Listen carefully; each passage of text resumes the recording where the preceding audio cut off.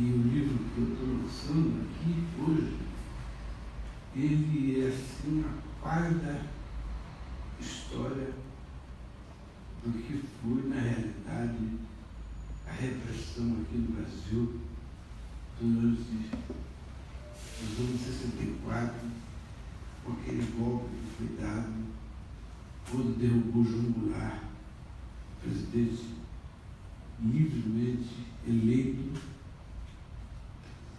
tal como se deu agora com a Dilma, que foi uma presidência eleita pelo povo, mas que contrariava os interesses dos poderosos e principalmente das forças políticas estrangeiras que não querem o desenvolvimento do Brasil de forma alguma, é que surgiu esse livro. Porque, como vocês sabem, em 64, na época do João Goulart, havia um movimento sindical. Eu sou sindicalista, sou vice-presidente da Central Geral dos Trabalhadores. Fui, né? Porque atualmente eu não sou mais, mas fui. E eu tinha um movimento, assim, tinha uma atividade no movimento sindical. Então eles costumavam dizer, como havia muitas greves naquela época, eu sei que a maior parte aqui é da juventude, mas muitos conhecem a história, estão estudando e devem conhecer parte da história. Eles diziam que a gente pretendia instalar aqui no Brasil uma ditadura, uma república sindicalista. E, em razão disso, essa república sindicalista tinha muito vínculo com os países comunistas. Como vocês sabem, por exemplo, quando foi dado o golpe, o João Goulart estava na China, estava visitando a China. E não era comum para eles, um presidente brasileiro, um vice-presidente brasileiro, estar naquele momento visitando a China, que é um país comunista, e que naturalmente estava tramando para que se realizasse aqui no Brasil também uma revolução comunista, e por isso eles deram o golpe. E esse golpe, a consequência, foi muito ruim para o Brasil, porque eles acabaram com os partidos políticos, eles fecharam os sindicatos, prenderam as grandes lideranças e assassinaram e torturaram uma grande maioria daqueles que lutaram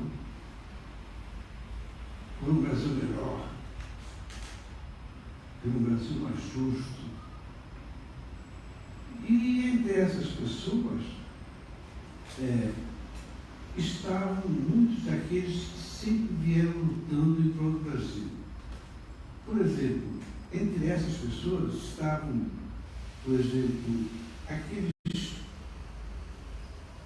pessoal de Brasília que tentou um golpe. Não sei se você recorda, houve um golpe, uma tentativa de um golpe em Brasília, que foi liderada pelo Sargento Prestes, Antônio Paulo de Prestes, que era o presidente do Clube de Oficiais de Brasília. Essa tentativa de golpe não foi muito avante e foi sufocada. Mas as pessoas que participaram dele foram expulsas da Marinha e foram remetidas para as prisões civis, né? Foram expulsas das Forças Armadas e transferidas para prisões civis. Depois houve o problema de Caparaó, né? Que é um outro movimento da luta armada em defesa do Brasil. Essas pessoas também foram derrotadas e foram presas e foram remetidas para as prisões civis e chegaram à penitenciária Lemos Brito, aonde eu já me encontrava preso.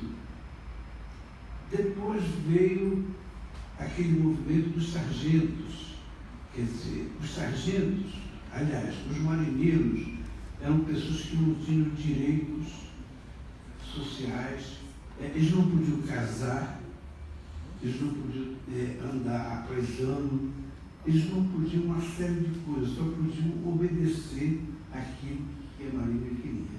E como você sabe, a Marinha sempre foi uma arma assim, escavalcada, né? Foi ela que originou a Revolta da Espada, João Cândido, que vocês devem saber, foi uma história terrível, muitas pessoas assassinadas. Ou então, essa luta que se deu, ela é uma consequência, uma corrente que nunca se parou no Brasil de lutar. Ainda hoje, que aparece tudo tranquilo, né, com esse golpe que foi dado agora, parece que está tudo tranquilo, né? Eles estão prendendo os corruptos, entre aspas, né? Então, porque isso, na finalidade, tem uma função, que é encobrir a verdadeira máscara do golpe e tentar legitimá-lo perante a opinião pública. Porque muitas pessoas ingênuas acreditam que, ótimo, agora os caras que voltam estão sendo presos. Aí eles esquecem, com isso, que os verdadeiros ladrões são os que estão no poder.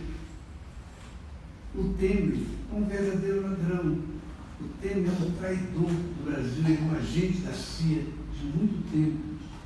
E o fato dele nunca ter pertencido às reuniões do governo, vocês se recordam que ele reclamou isso publicamente?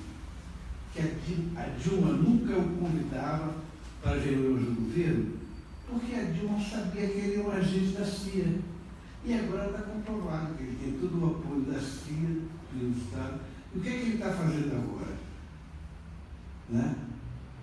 Rasgou a consolidão das leis trabalhistas, que nem a outra ditadura militar fez, né?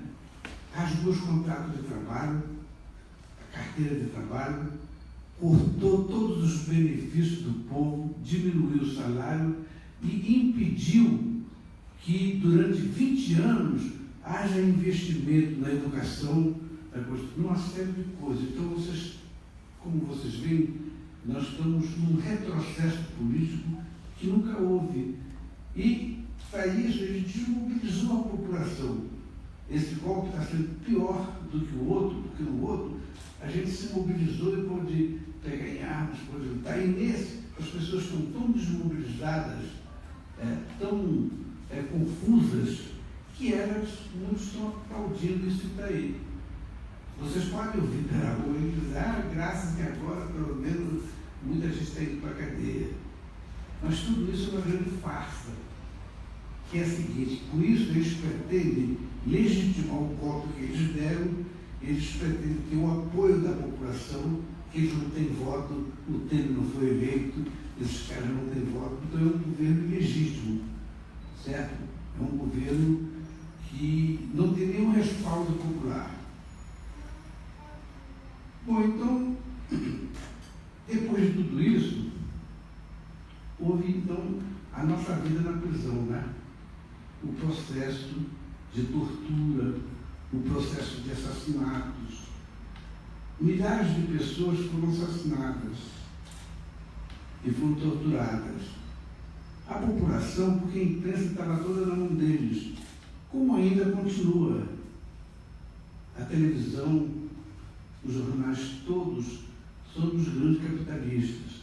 Lá só se publica aquilo que eles querem. Entende? Fora disso. E então continua isso. Sempre foi e continua na mão deles.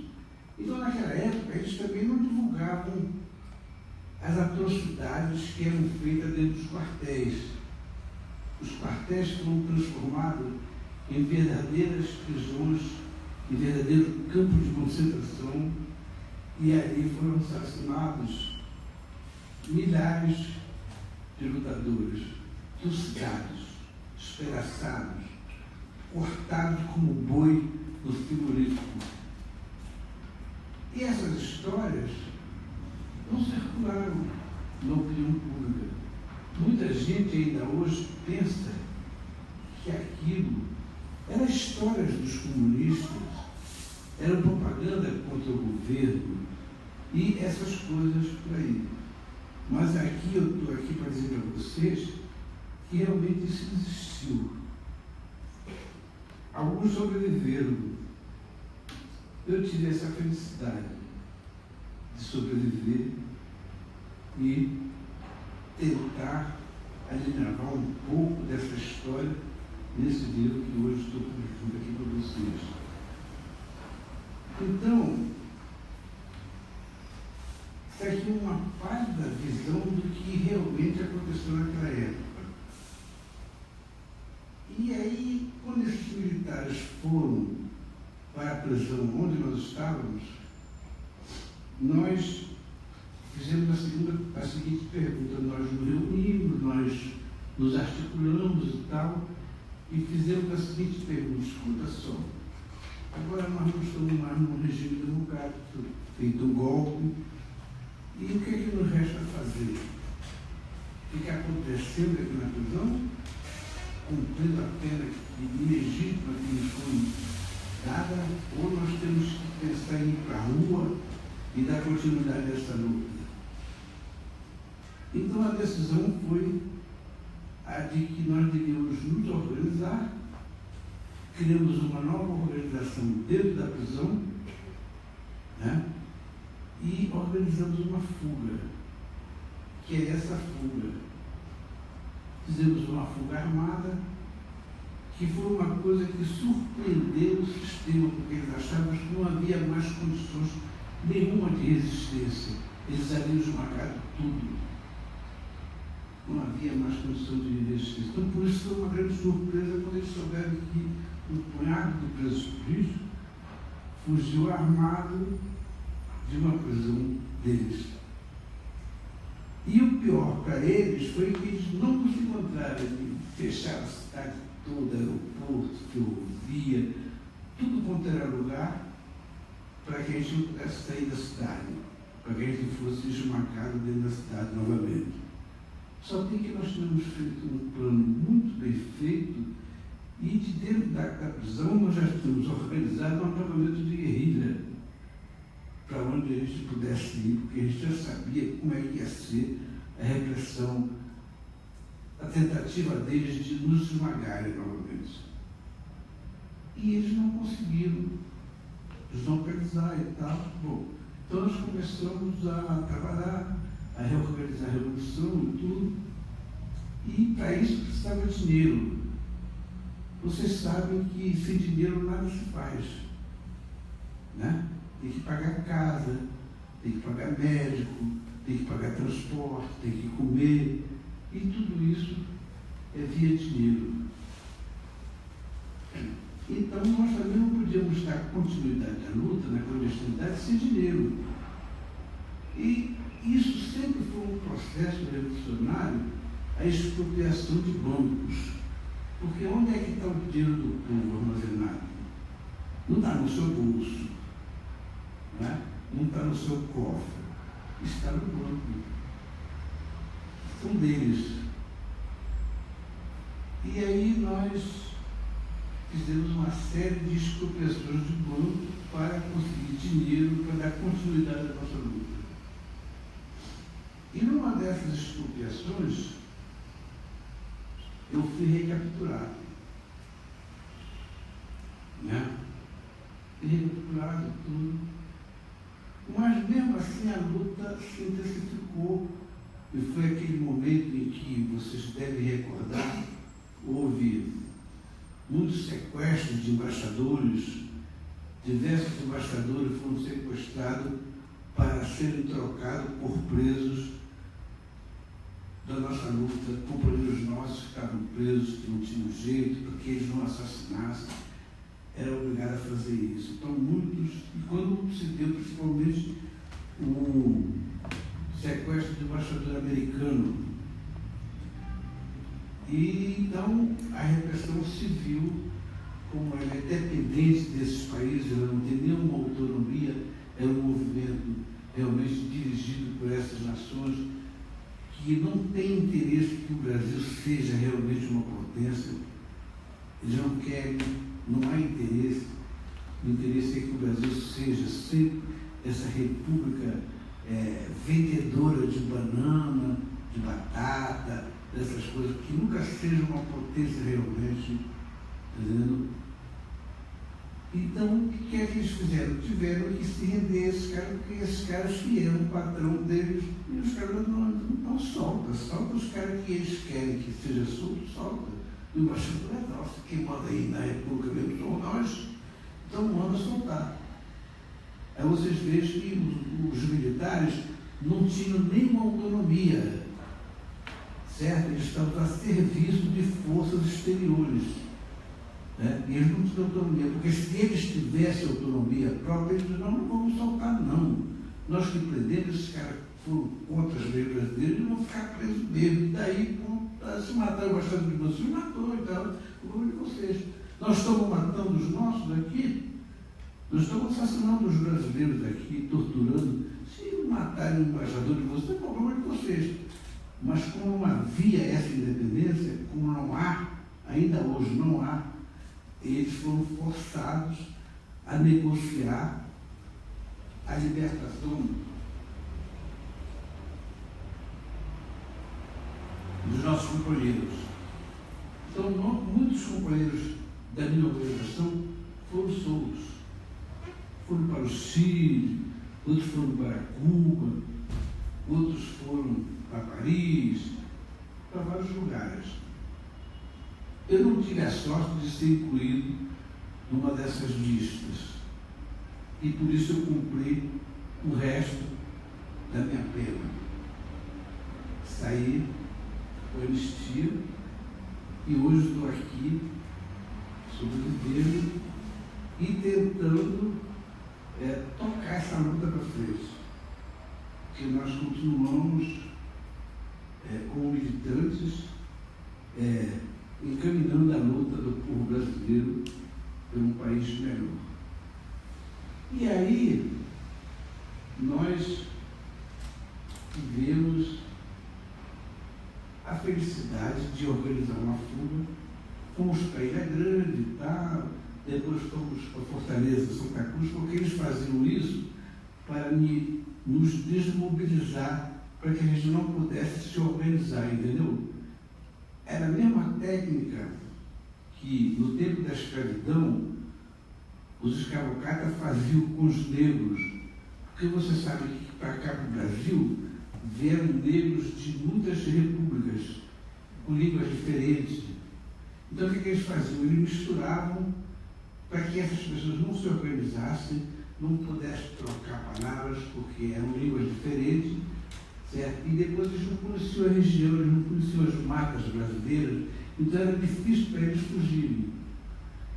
Daí a existência de palmares, dos quilombos e tal, porque eram os negros que se organizavam e fugiam, mesmo sem saber, fugiam e tudo. Então eles faziam isso, certo? Então o que acontece? Nós nos organizamos e conseguimos realizar essa fuga, conseguimos sobreviver, certo? E organizar esse livro que tenta aqui sintetizar uma parte da história que está escondida, que muitas pessoas acham que não aconteceu, que isso é apenas propaganda dos comunistas, que isso é propaganda contra o governo, que isso nunca existiu. E quando nós começamos a fazer essas denúncias, escrevendo, mandando para o exterior e tudo, o que é que eles fizeram? Para dizer que aqui no Brasil não existiam presos políticos, só existiam ladrões de banco, eles fizeram o seguinte: eles aí nos levaram para a Ilha Grande e misturaram os presos da Lei de Segurança Nacional, porque eles não sabiam naquela época quem eram as pessoas que assaltavam o banco com a finalidade política e quem eram aqueles que assaltavam o banco simplesmente para a sua sobrevivência pessoal. Capitalista, aquela mentalidade. Então eles não sabiam. Então o que é que eles fizeram? Eles criaram uma lei de segurança nacional em que era enquadrado todas as pessoas que assaltassem o banco com finalidade política ou não, fazer como eles não conheciam essa experiência da polícia. Eles eram do exército, a experiência dele era outra. Eles não sabiam diferenciar quem era a pessoa que assaltava para sustento próprio e quem era a pessoa que assaltava com finalidade política, para uma organização, para continuar a luta. Então enquadraram todos os assaltantes de bancos numa lei chamada Lei de Segurança Nacional. E para que isso se tornasse uma veracidade perante a imprensa, perante a opinião mundial, eles fizeram o seguinte: eles misturaram os presos políticos com os presos comuns. Porque aí eles diziam que não, aqui no Brasil não tem preso político. O que tem aqui são ladrões de banco. Certo?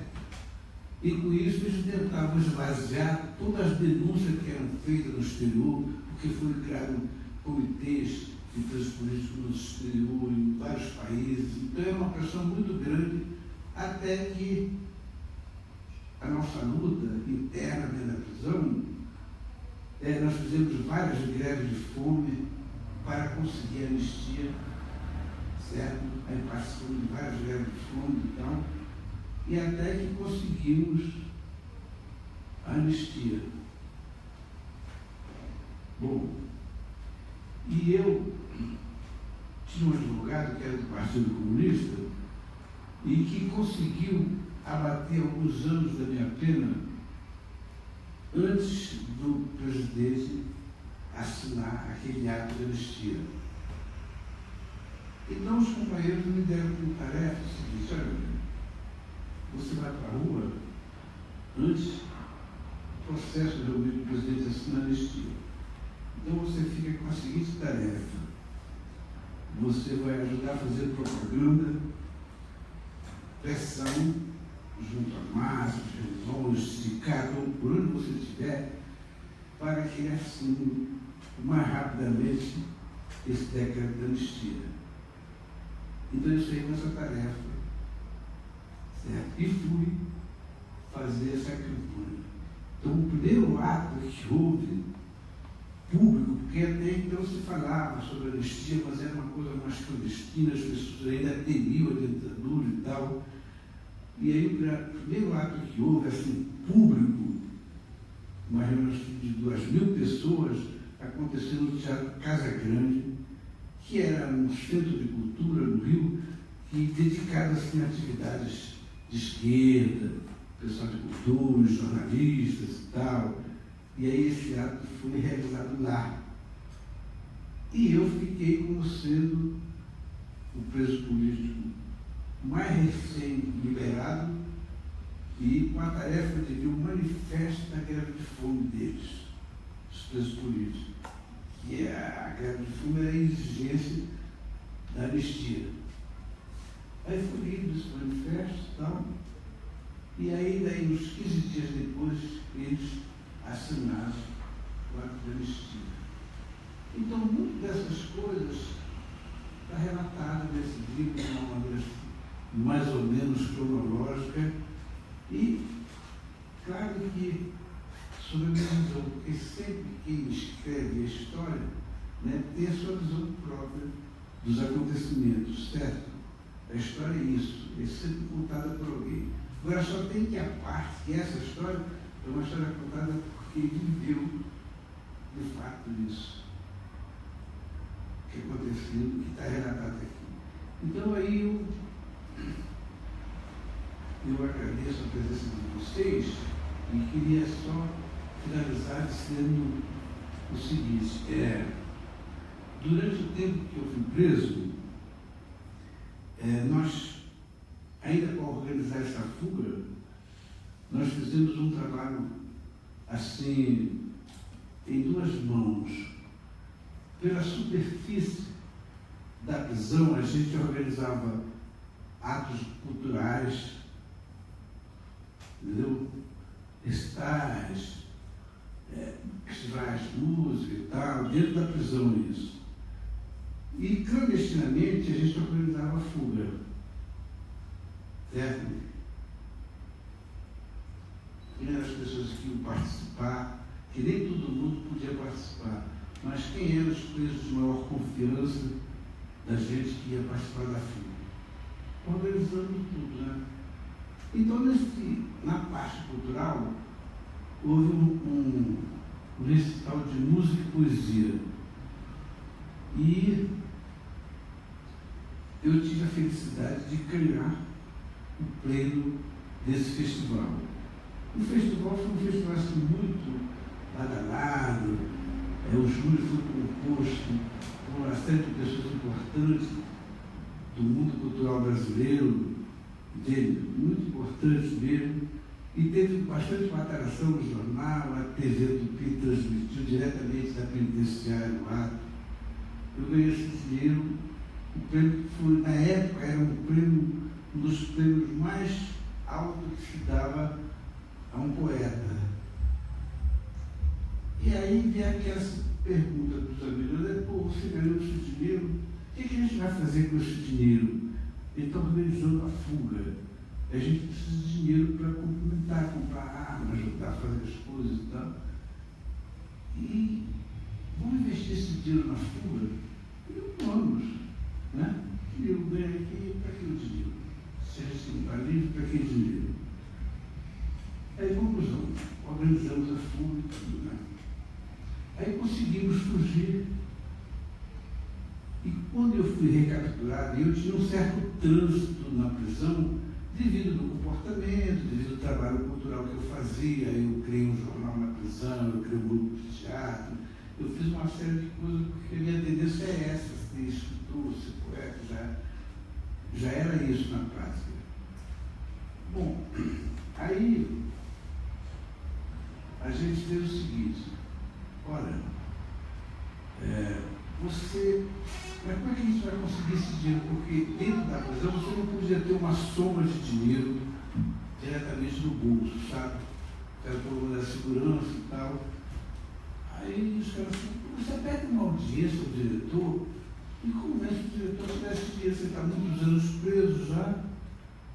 Aí ele falou, tá legal, pediu uma audiência ao diretor e ele me recebeu, aí falou assim, André, o que você quer na realidade? Digo, olha, sou diretor, eu ganhei esse prêmio, assim, muito bem, parabéns e tal. Eu só tenho que eu estou precisando desse dinheiro, eu estou muitos anos preso, não tenho advogado, e eu estou precisando desse dinheiro para me conseguir a minha liberdade. Bem, para conseguir a liberdade é um negócio justo. Não, dá um jeito, não podia, você sabe como é que é as coisas, o jeitinho brasileiro, né? Não podia, na verdade, não podia fazer isso, mas ele fez essa concessão, me deu dinheiro. Aí nós investimos na fuga, realizamos a fuga, e quando eu fui recapturado, eu voltei para lá e era o diretor ainda, né? Aí deixa uma ordem lá com o chefe de segurança, para quando eu chegasse lá, fosse levado ao gabinete dele.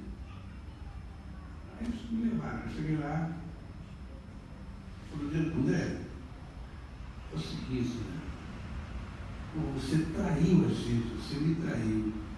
Eu digo, por quê? Ele disse, você tinha toda a regalia aqui na prisão, aí organizou uma fuga, assim, a poderoso julgar que a gente deu a você, das regalias que você tinha, organizou uma fuga, levou umas séries de pessoas, deixou a gente numa situação difícil e tudo.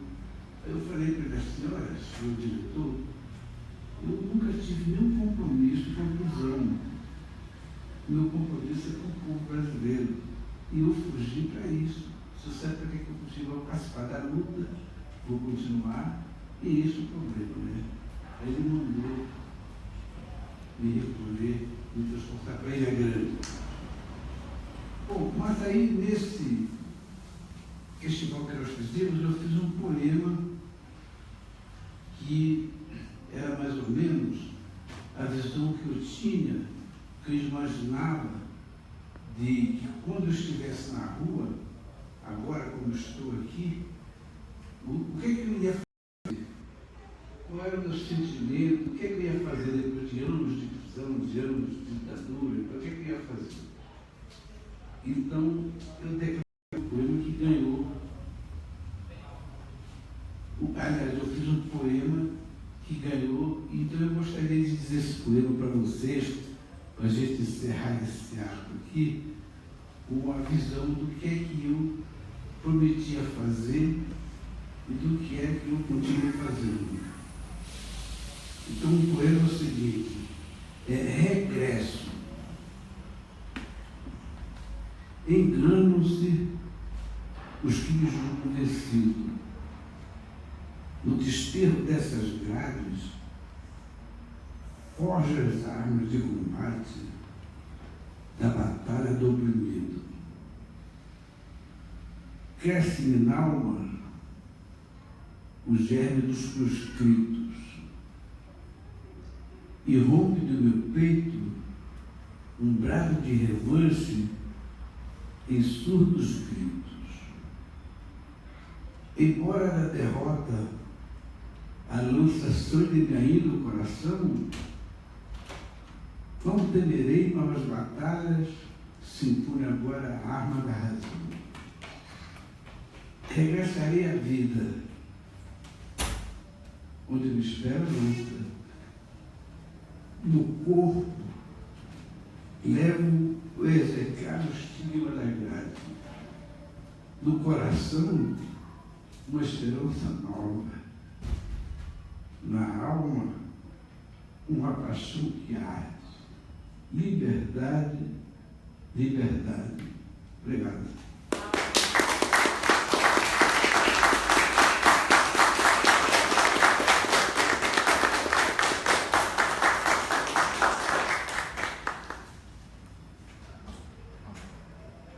E aí eu estou aqui disposto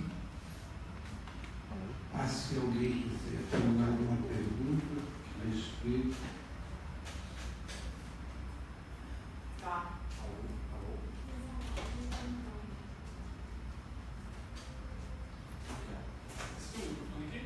Oi? Vou pegar aqui.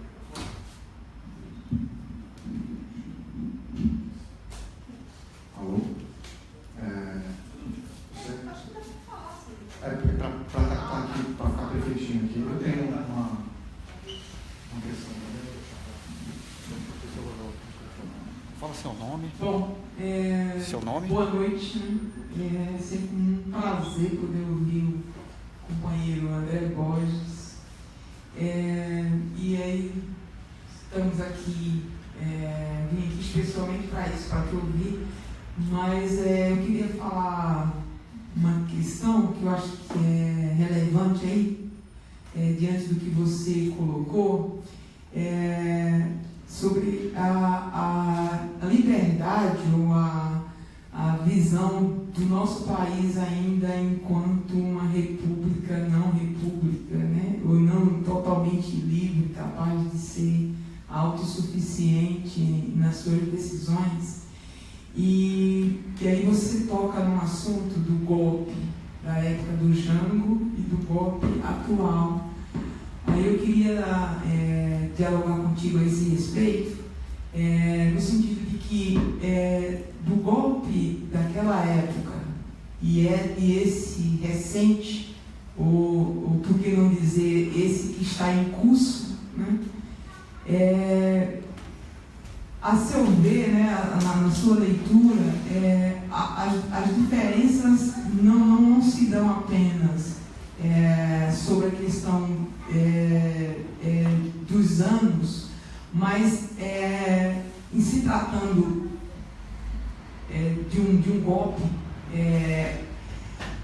qual na sua concepção da diferença em si, da diferença que, digamos assim, faz com que entendamos que é um golpe, tanto o daquela época quanto o deste, do qual a gente ainda estamos vivendo, afinal de contas, consideramos que ainda está em curso e certamente ainda se prolongará. Qual a diferença que você enxerga nesses dois momentos? E obrigada. Amém. Eu vou me permitir também fazer uma pergunta Pontinha. Eu sou Antônio, aqui na Tapera. Agradeço muito a sua presença, parabéns pela trajetória e por deixar registrado em livro, né? Para as futuras gerações, para todos terem o conhecimento e poderem fazer bom uso dessa militância.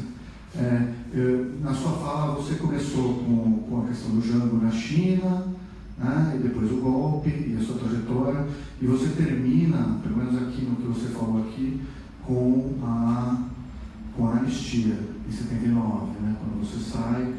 Agora, você saiu, você foi para a militância. Quando saiu, a militância já num regime ainda de exceção no início, mas a partir de 85, 89, deu-se maior abertura.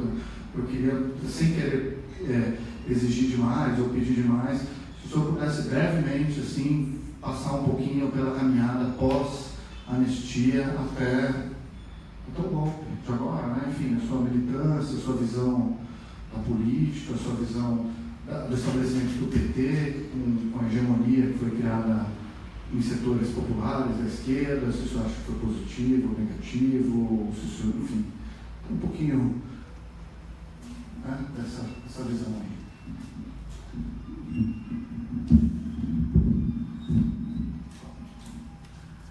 Vou respeitar. Tá bom? Está ouvindo? Sim. Com respeito à pergunta da companheira Lucete, é o seguinte, Lucete, nós vivemos num país que está situado no continente latino-americano, no qual existem duas conchas de poder. Uma ao norte, que é os Estados Unidos, outra ao sul, que é o Brasil. O Brasil, ele é um país que está em ligação com quase todos os países da América Latina. E é um país que, por força da natureza, é rico em minério, muito petróleo, muito ouro, muito nióbio, cujos materiais que são necessários para que o mundo capitalista se desenvolva e desenvolva a sua indústria. E somos, acima de tudo, um grande mercado, 200 e tantos milhões de habitantes a comprar, que vocês estão vendo aí, as propaganda deles, tudo. Então, eles não podem nunca se dar o luxo de deixar que o Brasil seja um país independente, que seja um país que tenha uma indústria forte e que seja cientificamente independente, porque vai ser concorrente com eles e vai impedir de que eles tenham esse crescimento que tiveram e que eles tenham esse domínio, que, aliás, no momento está bastante enfraquecido. Os Estados Unidos já foi bem mais forte, hoje está enfraquecido. Então, o jogo deles, políticos, sempre foi essa a estratégia, que o Brasil nunca seja uma república desenvolvida forte, porque isso será a nossa derrota. Aí os golpes e os traidores fazendo o jogo deles, porque eles têm muitas pessoas infiltradas aqui e tal, fazendo isso, porque eles precisam disso. Se no Brasil, eles não...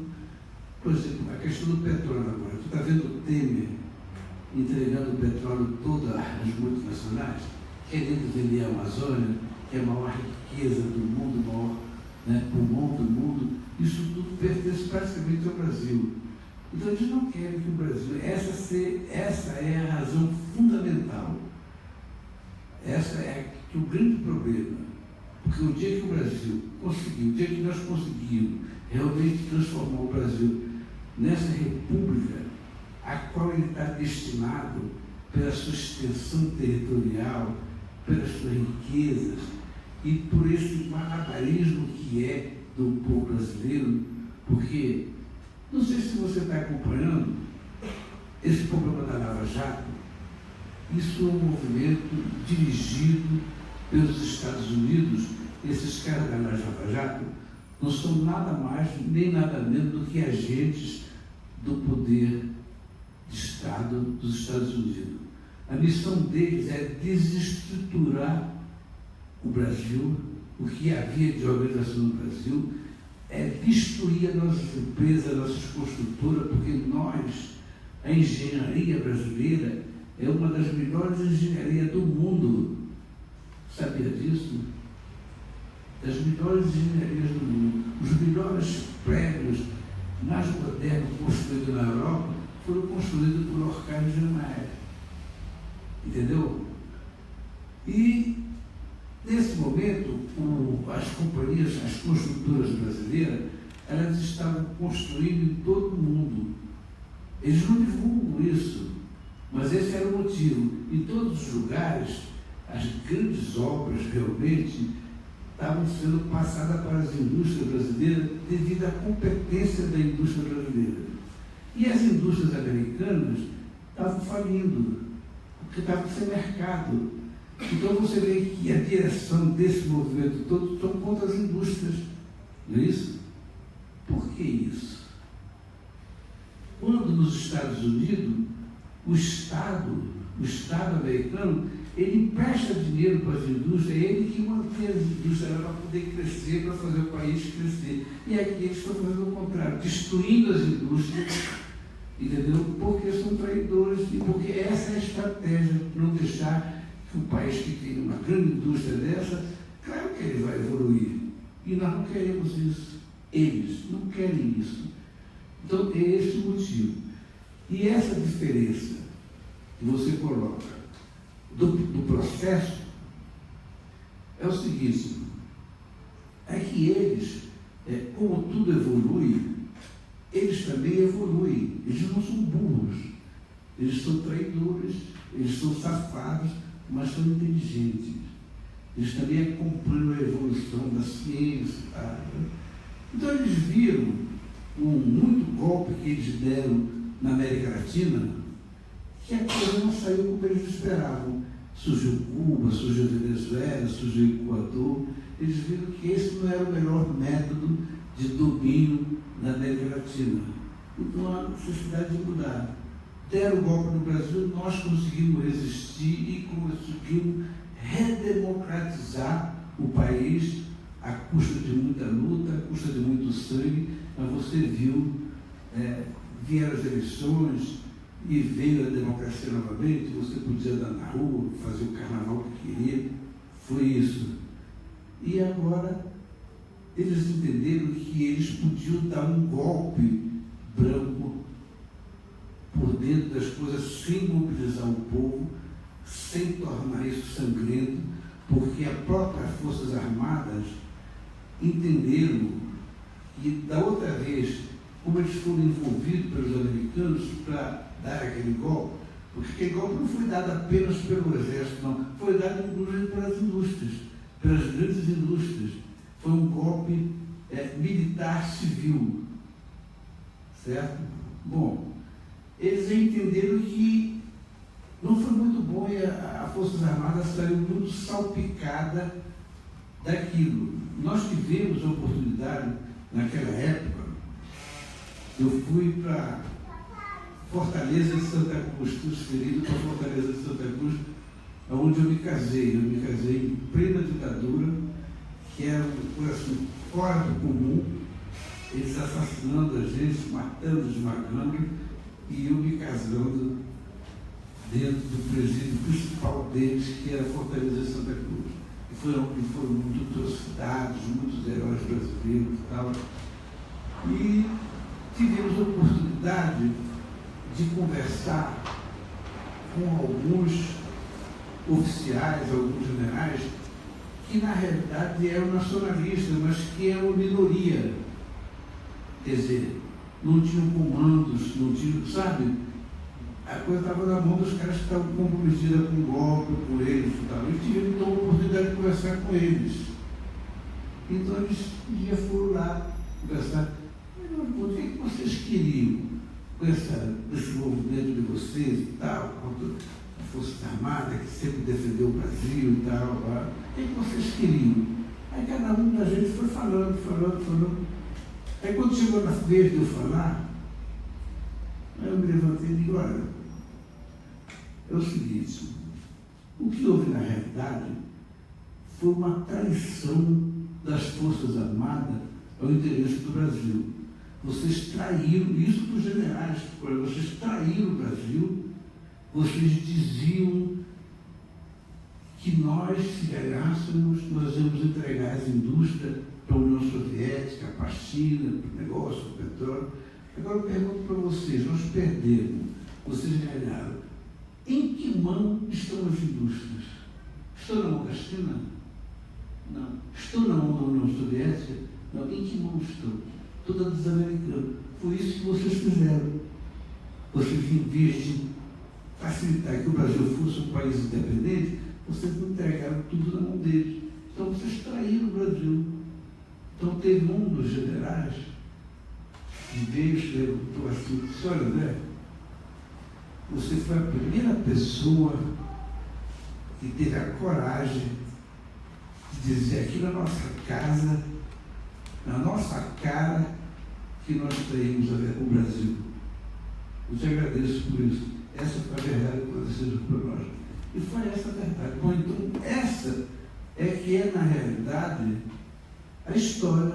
Foi isso que aconteceu. Então, esse golpe branco que eles estão dando é porque eles sentiram que eles não têm o apoio das Forças Armadas. Você vê que vários generais brasileiros, neste momento, se pronunciaram e disseram, não, nós não vamos meter a mão nessa cumbuca. Nós já sabemos como é que foi da vez passada.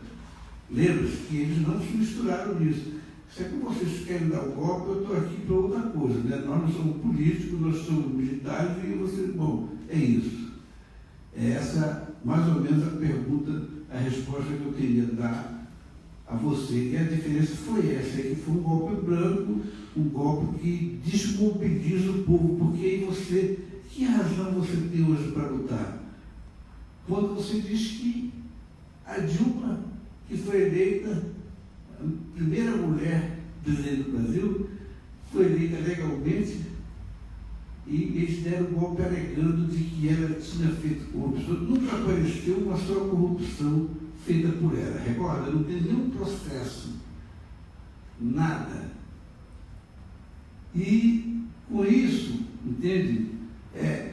O Supremo Tribunal traiu também, por exemplo, porque o Supremo Tribunal fez o jogo deles. O Supremo Tribunal hoje, esses ministros que hoje estão aí no Supremo Tribunal, são todos canalhas, certo? São traidores também, porque concordaram que fosse feito isso, coisa que não podia ser feita, mas eles passaram, se omitiram, e quem se omite, trai. Quem não defende a sua pátria, queira ou não, está traindo, ou ativa ou inativamente, mas está traindo, certo? Foi o que eles fizeram.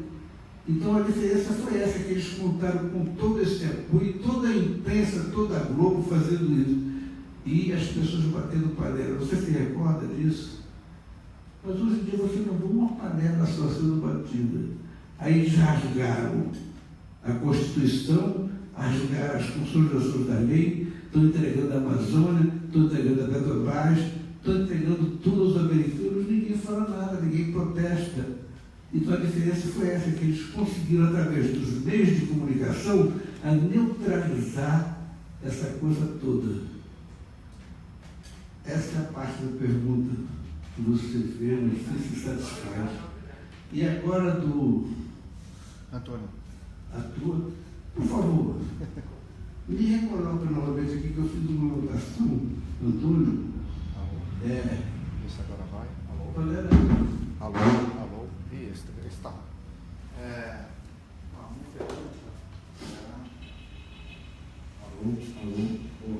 Vou dar essa aqui. A minha pergunta era que você, na sua apresentação, falou sobre, desde o início, enfim, da renúncia do Jango, o Jango estava na China, do golpe, até a anistia em 79. E falou bastante também sobre o golpe de 2016. Minha pergunta foi se o senhor poderia fazer, assim, de maneira não muito extensiva, né? Mas uma avaliação da sua militância pós-anistia até os faz? A sua militância, o senhor militou nos novos partidos, no PT, ou em outras forças de esquerda, nos sindicatos? Que avaliação o senhor faz do período Lula, ou enfim, sem também querer grandes avaliações, mas um comentário geral assim, da sua militância e da trajetória na esquerda entre a anistia e o golpe de agora. É legal, entendi.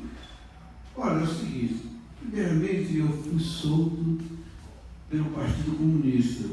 O advogado que me soltou era do Partido Comunista. No dia da minha libertação, isso foi filmado, eu dei agora para minha neta, não sei se ela já falou para a mãe aqui, eu dei para minha neta uma cópia de tudo isso. A gente na prisão, eu sendo solto, tal. E havia dois movimentos de anistias no Brasil naquele momento. E um deles chamava-se Movimento Feminino de Anistia. E esse movimento feminino de anistia foi que assumiu a minha luta para depor em liberdade. E no dia foi me receber na porta. Então foi aquela festa, você imagina, depois de 21 anos de prisão, estava lá, minha filha está aqui na época, ela estava garotinha, fui lá me receber, minha mulher e tal. Bom, fui para a rua, né? As pessoas com muito medo de que eu pudesse ser assassinado, sabe? Ainda existia aquele resquício de, ainda não estava, como hoje, ainda não está totalmente desmontada a máquina da repressão. Apenas ela não está funcionando a todo vapor, mas não se engane, essa máquina continua montada, tá? Então, aí as pessoas, é muito perigoso, você ia morar na Baixada Fluminense, que era onde minha mulher morava. Olha, é muito perigoso você ficar assim, sabe, os caras e tal, pelo papel que você teve e tal. E vamos fazer o seguinte, a gente vai arrumar para você passar uns dias em Búzios, você passou muitos anos preso, você precisa tomar um banho de mar, entendendo? Ficar num lugar sossegado, pensar, colocar as coisas na cabeça de novo e tal. É legal, eu fui para lá. Aí quando eu voltei para fazer aí o negócio da militância. Aí voltei, como eu tinha dito ali há pouco, eu fiquei encarregado de fazer a leitura do manifesto da greve de fome, que era para dar anistia para nós. Eu estou incluído na anistia porque eu estava no rol dos presos, das coisas todas, embora eu tivesse sido solto dias antes, por uma questão do meu advogado ter conseguido abater alguns dias, algumas coisas da minha pena, aí me coube essa tarefa. Então eu fui em vários lugares, então retomei novamente a militância, entendeu, Antônio? Nesse momento eu retomo a militância e vou em todos os sindicatos, faço esse manifesto, leitura, o apoio da população para a greve política, e se deu a greve política, né? Eu já havia me casado, então fui morar em Queimados, porque a família da minha mulher morava lá em Queimados, então fui morar em Queimados, né? E eu sou jornalista, então eu fui trabalhar no jornal lá da Baixada Fluminense, Jornal Pontual, Jornal de Hoje e tal, e sempre integrado ao movimento cultural, fazendo recitais, essas coisas todas e tal. E aí veio a época da eleição. Sim, e já saí também organizado do PDT, o Partido Democrático Trabalhista do Brizola. Então eu sou fundador, daí do início da minha vida, eu fui convidado, então eu sou fundador do PDT, eu fui dirigente estadual do PDT, secretário da maior base política do PDT e participei de toda a campanha como repórter na Baixada Fluminense, que naquela época era praticamente um estado, porque hoje a Baixada Fluminense ela foi subdividida em vários municípios. Mas antigamente eram distritos. Queimada era um distrito, Belfor Roxo era um distrito, e outros que já não me recordo bem, eram um distrito, mas foram transformados em município. Mas ela era o maior colégio eleitoral do estado do Rio de Janeiro. E eu, como jornalista lá, fui encarregado de fazer a campanha política, que era essa campanha do Brizola e principalmente Moreira Franco, né, que eram os candidatos mais possíveis de serem eleitos naquela época. Eu fiz a campanha, me deram um carro, um fotógrafo, fiz a campanha e tudo. E nós, como você sabe, ganhamos a eleição, né? Desmontando aquela máquina de corrupção que havia na Baixada Fluminense. E, como resultado disso, eu fui ocupar um cargo do governo do Brizola, né? Eu fui ser assessor do secretário de Justiça do Estado do Rio de Janeiro. E aí, isso foi uma ironia para as forças de repressão, que eram contra o Brizola, os caras que tinham lutado contra isso. Foi uma ironia porque eles não aceitavam que um preso, especialmente um assaltante, um ex-assaltante de banco, fosse ter um cargo político de expressão no governo de esquerda eleito, né, maciçamente pela população brasileira. Bom, e aí, tem um momento da garota aqui que eu vou te falar. Qual é o teu nome? Você que é assistente, trabalha com as comunidades. Quem é? Você, né? É o seguinte, naquela época em que eu fui nomeado assessor do secretário de Justiça, era uma época em que o Esquadrão da Morte no Rio de Janeiro estava muito atuante. Matava, assassinava, o tempo do Mão Branca, não sei se você recorda, aquele mito que eles criaram do Mão Branca, que não era nada de Mão Branca, é eles que assassinavam e criaram o mito de Mão Branca. Bom, eu fui trabalhar na secretaria. Aí eu tinha força no partido porque eu era, além dessa pessoa, tá, que tinha participado da luta, eu era simplesmente o secretário do PDT em Nova Iguaçu, que era a maior base política do partido. E quem era o secretário era eu, quer dizer, o poder realmente de massa estava sob o meu controle. Além de ser jornalista, além de ter influência na empresa e tal. Aí eles levantaram essa campanha de que era uma coisa impossível, que não tinha cabimento eu ser membro do governo depois disso, tá? Aí levar essa questão para o diretório, né?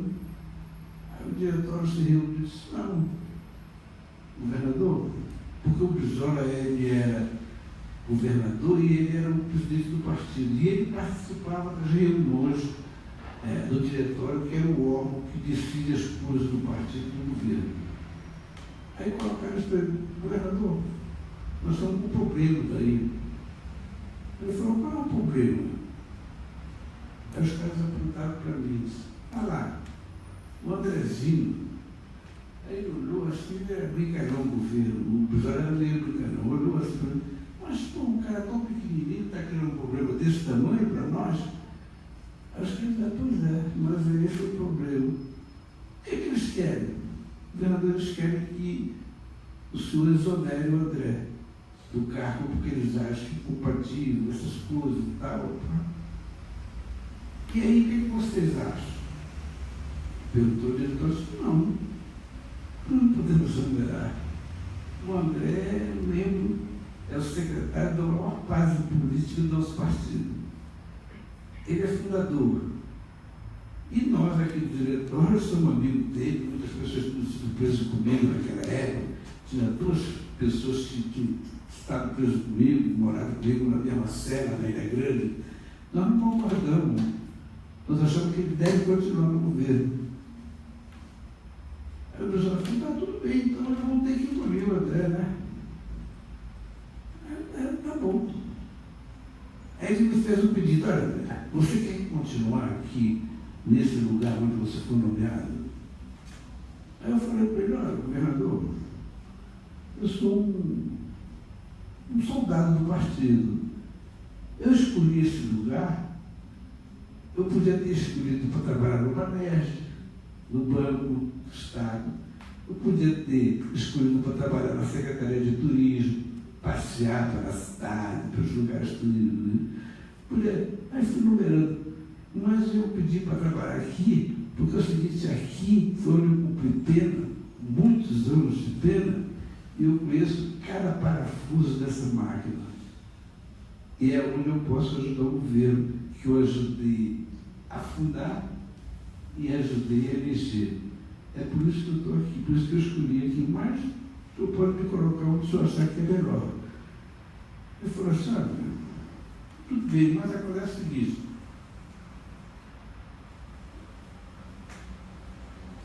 a imprensa vai ficar em cima de você, porque você vai ser uma máquina, a máquina da Globo, está com muita gente, perderam a eleição, estão irados. E eles pegaram esse mote para tentar denegrir o partido, o governo, e você vai ser a pessoa que vai ser a isca deles principal, entendeu? Enquanto ele não exonerar você daqui, eles vão ficar insistindo, daí a gente não vai insistir, porque o diretor já disse que não, eu também acho que não, então você vai continuar no governo.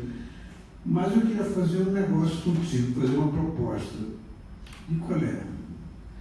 Ele disse assim para mim, olha, André, aí chamou o secretário de Justiça e falou, vem cá, faz o seguinte, você leva o André para o teu gabinete, o gabinete do secretário. Você concorda, André? Tudo bem, concordo. O gabinete do secretário era num prédio anexo ao Palácio do Governo, Palácio Guanabara, no Rio. Aí tudo bem, fui para lá. Deram uma sala lá e fiquei lá. Então, quando a imprensa soube disso, aí ficou mais furioso. Pô, ele está fazendo pressão para o cara sair daí, o cara é nomeado para um lugar, vai para dentro do Palácio do Governo. Vocês acharam sacanagem do Brizola, né? Aí aumentaram aquela pressão, coisa e tal. Mas, conclusão, não conseguiram nunca me tirar. Eu participei dos dois governos do Brizola, um como assessor da Secretaria de Justiça e outro como assessor da Secretaria de Trabalho, pela seguinte razão, porque o secretário de Trabalho era um deputado negro, Carlos Alberto Caó, e nós tínhamos sido fundador da Secretaria Negra do PDT, que foi o primeiro partido que deu realmente poder político de fato ao negro, porque até então nunca um negro tinha sido impostado no governo realmente com o poder de secretário. Nós fizemos isso, e por isso nós